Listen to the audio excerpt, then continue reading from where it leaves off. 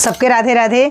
ई जच्चा बच्चा खिलौना के 7वां पाठ है। एकरा में हम 5 गो गीत गाई। पहिला होरीला बधैया मांग रे, दूसरा हमरा त पीरा आवे, तीसरा देहू न सासू हो, चौथा अहा अकेले अकेले और 5वां दुअरा ने डोलिए। ई पहला गीत है।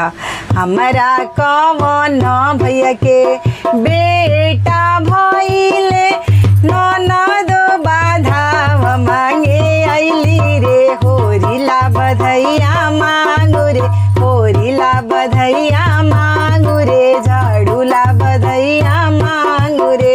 ए हमरो कवन बाबा अत खुश भइले, बुढ़िया गैया दिहले दान रे, होरीला बधैया मांगू रे, झाड़ूला बधैया मांगू रे, होरीला बधैया मांगू रे।